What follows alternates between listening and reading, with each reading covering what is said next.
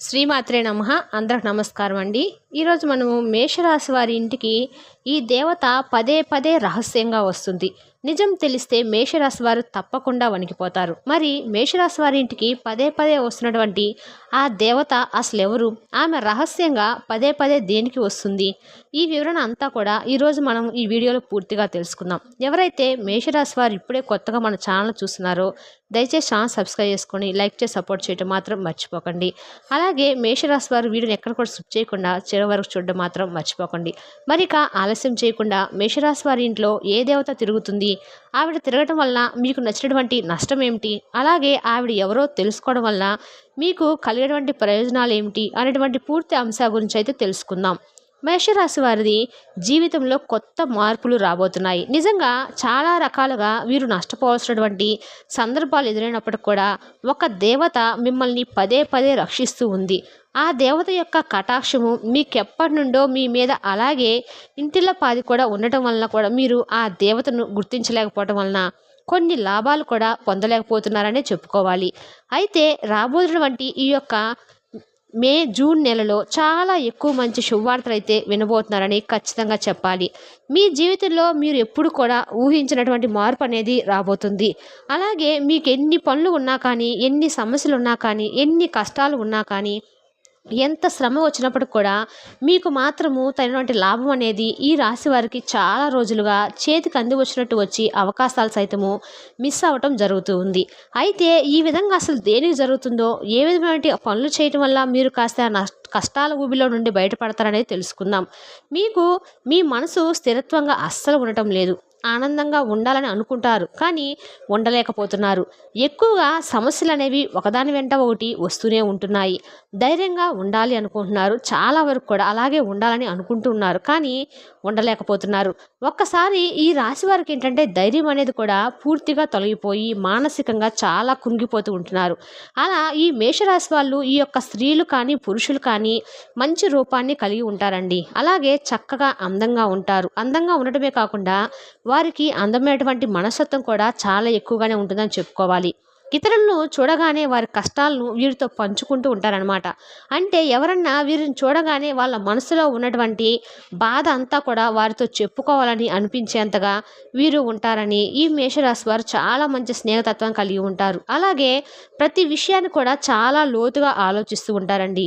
ఈ రాశి వ్యక్తులకు తమ తమ శక్తి సామర్థ్యాలు ఏంటి అనేది చాలా బాగా తెలుసు.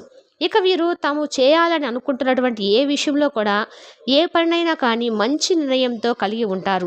కఠినమైనటువంటి నిర్ణయాలు తీసుకోవడానికి ఏ మాత్రం కూడా వెనుకాడరు. ఈ రాశి వారు క్రమశిక్షణ కూడా చాలా బాగా కలిగి ఉంటారు. అలాగే వీరు ప్రతి పనిని కూడా మనస్ఫూర్తిగా చేస్తారు. ఎవరికైనా సహాయం చేయాల్సి వస్తే మాత్రము వీరు ముందుంటారని చెప్పుకోవచ్చు. ఈ మేషరాశి వాళ్లకు దయా, క్షమాగుణం, దానగుణం, అలాగే ఎవరినైనా సరే వీరిని నమ్మిన వారిని ఎవరికి కూడా మోసం చేసేటువంటి మనస్తత్వం అస్సలు కాదు. ఇక వీరేంటంటే తమకు నచ్చిన వారు ఏదైనా తప్పు చేసినప్పుడు కూడా క్షమించేటువంటి మనస్తత్వం కలిగి వారే ఉంటారు. అలాగే వీరి యొక్క అభిప్రాయాన్ని మార్చడం అనేది ఎవరికి కూడా సాధ్యం కానే కాదు. వీరి మాట తీరు కూడా చాలా మృదువుగా ఉంటుంది. వీరు ఏదైనా ఒక నిర్ణయం తీసుకున్నారంటే కనుక ఆ నిర్ణయం మీద నిలబడి ఉంటారు. మనుషులు కాదు కదా, సాక్షాత్ భగవంతుడు దిగి వచ్చినా కూడా ఆ మాట ఆ నిర్ణయం అనేది వీళ్ళు అస్సలు వెనక్కి తీసుకొని మార్చుకోవాలని చెప్పుకోవచ్చు. అంత గట్టి మనస్తత్వం అనేది వీళ్ళకు ఉంటుంది.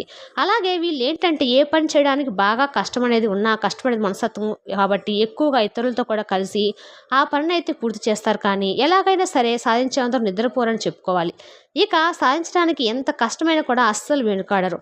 రాత్రి పగలు పోకపోయినా కూడా మంచి పని అనుకున్నటువంటి పనిని అయితే పూర్తి చేయాలని అనుకుంటా ఉంటారు.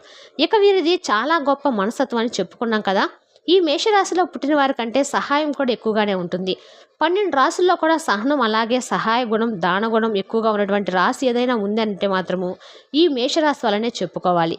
ఈ ఒక్క గుణం వలన వీళ్ళు ఏంటంటే చాలా ప్రత్యేకతను కూడా కలిగి ఉంటారు. అలాగే వీళ్ళు ఏంటంటే ఎన్ని కష్టాలున్నా కానీ వాటిని వదిలేసి పారిపోయేటువంటి రకం అయితే కానే కాదు. ఆ కష్టాలకు ఎదురుగా నిల్చొని నువ్వా నేనని తేల్చుకునేటువంటి రకం అన్నమాట.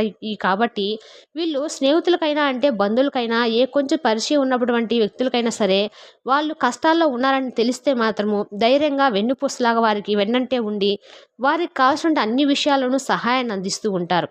అలాగే వీళ్ళు సహాయాన్ని అందిస్తూ ఉండటంలో వీళ్ళు సహాయం చేస్తే ఎవ్వరిని వారిని జీవితాంతం కూడా గుర్తుపెట్టుకుంటూ ఉంటారు. ఇక ఈ మేషరాశి వారు ఎవరైనా సహాయం చేస్తే ఈ రాశి వాళ్ళు వాళ్ళని జీవితాంతం గుర్తుపెట్టుకుంటారని చెప్పుకున్నాం కదా! అలాగే మోసం చేయడం గురించి ఏదైనా అంటే మీరు గనుక మోసం చేశారని తెలుసుకుంటే ఎవరినైనా కానీ వాళ్ళని అస్సలు వదిలిపెట్టరండి. శిక్ష పడి వారికి నరకం చూపించేలాగా చేస్తారు. ఇక స్నేహంగా ఉండేవారిని వీళ్ళని గౌరవించే వారి పట్ల ఎంతో విధేయత అనేది కూడా కలిగి ఉంటారు. ఇక అలాగే వీళ్ళ మనస్తత్వం ఎలా ఉంటుందంటే ఎదుటి వాళ్ళు మర్యాదిస్తే మర్యాదగా ఉంటారు. మంచికి మంచి చెడుకు చెడు అన్నట్లుగా ఉంటారు. అలాగే చాలా ప్రశాంతంగా ఉంటారు. మృదు స్వభావం కలిగి ఉంటారు. వీళ్ళ అదృష్టము రంగు వచ్చేటప్పటికి పసుపు అని చెప్పుకోవచ్చు. ఇక వీళ్ళుగా బాగా కలిసి వచ్చేటువంటి వారం వచ్చే శుక్రవారం అండి. ఈ రాశి వారికి ఏంటంటే ఒక మధ్య వయసు వచ్చిన తర్వాత వీరి జీవితం అనేది చాలా అద్భుతంగా ఉంటుంది. అంటే వీళ్ళు అనుకున్నటువంటి వీరు ఊహించినటువంటి జీవితాన్ని వీరేంటంటే ఒక మధ్య వయసుకు వచ్చిన తర్వాత చూడగలుగుతారు. అలాగే చక్కగా డబ్బు సంపాదన కానివ్వండి, మంచి ఇల్లు కట్టుకోవడం కానివ్వండి, ఇలా ఏదైనా కానీ వీరు కానీ బండి కానీ ఇలాంటి వస్తువులు కొనుక్కోవడం కానీ, బంగారం కానీ ఏదైనా సరే అనుకున్నవైతే సాధించగలుగుతారు. ఎందుకంటే ఈ మేషరాశి వారి పట్ల ఎప్పటినుండో ఒక దేవత యొక్క అనుగ్రహం అనేది ఉంది. ఆ దేవత యొక్క అనుగ్రహం ఏమిటంటే వీరు గుర్తించకపోయినా కూడా ఆ తల్లి ఏమిటంటే వీరి ఇంట్లోకి పదే పదే రహస్యంగా వస్తుందని చెప్పుకోవాలి. మరి ఆ దేవత ఎవరు? మిమ్మల్ని చాలా రకాలుగా అండి కొన్ని ప్రమాదాలు ఏవైతే మీకు ఉన్నాయో అవి కూడా మిమ్మల్ని దాటించి అంటే గోటితో పోయేవి గొడ్డల వరకు రాకుండా తప్పించుకునే విధంగా మీరు ఆ తల్లి మిమ్మల్ని వెన్నంటే ఉండి కాపాడుతుంది. దానికి కారణం ఎవరో కాదు, ఈ దేవత యొక్క అనుగ్రహంతో మీకు ఆ దయ అనేది కలుగుతుంది. మరి కొన్ని పనులు ఏంటంటే అస్సలు మిమ్మల్ని కంప్లీట్‌గా ఇబ్బందులకు గురి చేసేటువంటి సమయంలో కూడా అంటే కొంచెం ఏమరపాటులో కండ్రెప్ప కొట్టే కాలంలో కూడా మీరు తప్పించుకున్నారు. అంటే ఎక్కువ ప్రమాదం జరగాల్సినటువంటి టైంలో చిన్న చిన్న దెబ్బలతో కూడా మీరు బయటపడుతున్నారనమాట. ఇలా ప్రతీది కూడా ఏంటంటే చాలా వరకు కూడా మిమ్మల్ని ఏ సమస్య నుండైనా కానీ బయటపడే విధంగా అమ్మవారు చేస్తున్నారు. దానికి కారణము ఆ అమ్మవారే. ఆ దేవతని మీరు అస్సలు ఎలా గుర్తించాలి? అసలు ఆమె ఎవరో తెలుసుకోవాలంటే మీరేం చేయాలని మీకు సందేహం వస్తుంది కదా! ఆ దేవత మరి ఎవరో కాదు, మీ యొక్క కులదైవం. ఆమె వల్లనే మీకు జీవితంలో ఇన్ని మార్పులనేవి జరుగుతూ వస్తున్నాయి.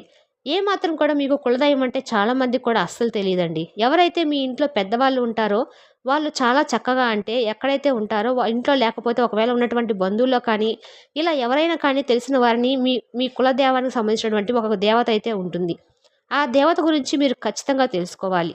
కాబట్టి ఈ రోజుల్లో ప్రతి ఒక్కరు కూడా ఏంటంటే సిటీస్‌లో చాలా దూరంగా ఉండటం వల్ల ఇవన్నీ కూడా పట్టించుకోవడం లేదు. కానీ మీరు ఇవన్నీ ఎప్పుడైతే పట్టించుకుంటారో అది మీకు ఇంకా బాగా కలిసి వస్తుందని తెలుసుకోండి. ఇప్పుడు ఆ దేవతను మీరు తెలుసుకొని ఆరాధించడం వలన మీ జీవితంలో మీరు ఊహించిన దానికన్నా కూడా మీకు ఎక్కువ స్థాయికి వెళ్ళేటువంటి అవకాశం అనేది ఉంది.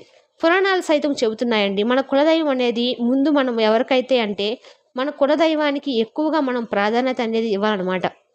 చాలా కులదైవ పూజ కూడా చేసుకుంటాం. ఎన్ని పూజలు చేసినా కూడా వ్యర్థమని అంటారు. కాబట్టి ముందు మన ఇంటి దైవాన్ని, కులదైవాన్ని తప్పకుండా మనమైతే ఆరాధించాలి. ఆర్థిక పరంగా ఇప్పటివరకు చాలా ఎక్కువగా నష్టపోతున్న వారు కానీ, అస్సలు ఎన్ని పనులు అనుకున్నా కానీ ముందుకు వెళ్ళకుండా అక్కడికక్కడే వేసినట్టు గొంగల అక్కడే ఉన్నట్లుగా మీకెంత శ్రమ చేసినప్పుడు కూడా మీకు దక్కాల్సినటువంటి ఆదాయం మీకు దొరకక ఎన్నో అప్పులు చేసుకొని మీరు ఇబ్బందులు ఎదుర్కొంటున్న వారు వీటన్నిటికి కూడా కారణం ఏమిటంటే గనుక తెలిసి తెలియక మీరు కొన్ని దోషాలను చేస్తూ ఉండడం వలన ఆ నష్టాల నుండి మీరు తేరుకోలేకపోతున్నారని గమనించాలి. మరి దీని అంతటికి కూడా కారణం ఏమిటంటే మీరు మీ కులదైవాన్ని మర్చిపోవడము. కులదైవాన్ని గనుక మీరు మర్చిపోతే చాలా రకాలైనటువంటి నష్టాలు జరిగేటువంటి అవకాశం అనేది ఉంది. చాలా వరకు కూడా అండి ఇబ్బందులు పడుతూ ఉంటాం.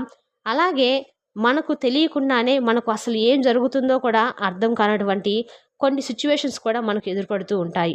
కాబట్టి మీ పెద్దవారిని ముఖ్యంగా అడిగి తెలుసుకోండి. మీ కులదైవం ఎవరని? ఆ కులదైవాన్ని మీరు కనుక కుదిరితే గుడి దగ్గరికి వెళ్ళి విగ్రహంగా ప్రతిష్ఠించినా సరే, లేదంటే పూజలు చేసుకోవడం కానీ, కొబ్బరికాయలు కొట్టుకోవడం కానీ, లేదా ఇంట్లోనే పూజ చేసుకోవడం, ఒక పటాన్ని తెచ్చుకొని చక్కగా అలా ఇవన్నీ కూడా మాకు కుదరదండి అని అనుకుంటే మాత్రం నిత్యము కూడా ఆ కులదైవం పేరు మనసులోనైనా సరే స్మరించుకుంటూ ఉండడం వలన కూడా మీకు చాలా వరకు నష్టాల నుండి అయితే బయటపడి మీకు బాగా కలిసి వచ్చేటువంటి అవకాశాలు అయితే కనిపిస్తాయి. ఇక కులదేవతను మీరు నిత్యం కూడా ఆరాధించుకోవాలి. అలా చేయటం వల్ల మీకు ఆ దేవత యొక్క కటాక్షం అనేది మరింత బాగా పెరుగుతుంది. అలాగే మీరు ఎక్కడ చేయవలసినటువంటి పనులు ఎక్కడెక్కడికో అంటే చేయలేకపోతున్నాం అనేది బాధపడిన అవసరం లేదండి. ఆ తల్లి కటాక్షం వల్ల మీ పనులు మీరు చక్కగా సజావుగా చేసుకోవాల్సినటువంటి అవసరాలైతే ఆ తల్లి ద్వారా ఏర్పడతాయి. అలాగే ఇంటి కులదైవం ప్రతిరోజు కూడా చేసేవారికి ఇంటిల్లపాది కూడా సంరక్షిస్తూ ఉంటుంది ఆ తల్లి.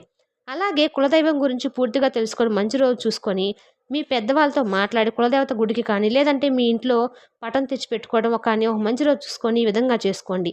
మీరు ఎక్కడ ఉన్నా కానీ పల్లెటూరైనా కానీ సిటీస్ అయినా కానీ ఎక్కడున్నా కానీ ఎక్కడైనా ఉండట్లే కానీ ఎక్కడున్నా కానీ ఏమీ కాదు. మనం ఏంటంటే మన కులదైవం ఆశీర్వాదం అనేది పుష్కలంగా ఉండాలి. లేకపోతే మన జీవితంలో మనం ఏం చేయలేం. కొన్ని చేసినా కూడా అది పైకి రాదు. ఇక చాలామంది కూడా ఏంటంటే అవి పట్టించుకోకుండా ఏముందిలే ఇవన్నీ వెనకటి రోజులు ఇప్పుడు అలా ఉన్నాయి, ఎంత మారిపోయిందా, పాత చింతకాయ పచ్చడిలాగా అన్నీ తవ్వుకుంటూ పోతే చాలా వస్తాయిలే అని చెప్పి అనుకుంటూ ఉంటారు. ఎందుకంటే అండి జన్మజన్మల దోషాలు, కర్మాల దోషాలు, పితృదోషాలు ఇలా రకరకాల దోషాలనేవి మనం ఏ తప్పు చేయకపోయినా కానీ మన వెంట పడుతూ ఉంటాయి.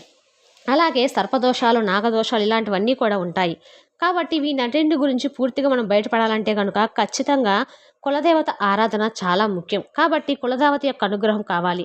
కాబట్టి ఫస్ట్ ఆఫ్ మీరు చేయవలసినటువంటి పని ఏంటంటే ముందు మీ కులదేవత ఎవరని పెద్దవాళ్ళని అడిగి తెలుసుకొని ఆలస్యం చేయకుండా ఆ కులదేవత యొక్క పేరు మీ ఇంట్లో మీ పెద్దవాళ్ళను లేదంటే మీ ఊరి పెద్దలను ఎవరో ఒకరిని అంటే వారికి తెలిసిన వారిని కులదేవత గురించి తెలుసుకొని చక్కగా గుడికి వెళ్ళి పూజ చేయటమో లేదంటే కొబ్బరికాయ కొట్టుకోవడమో ఇంట్లోనే తెచ్చుకొని ప్రతిష్ఠించుకోవడమో చేయండి. తెలుసాకండి మేషరాశి వారి ఇంట్లో ఏ దేవత పదే పదే తిరుగుతుందో. Thank you for the watching.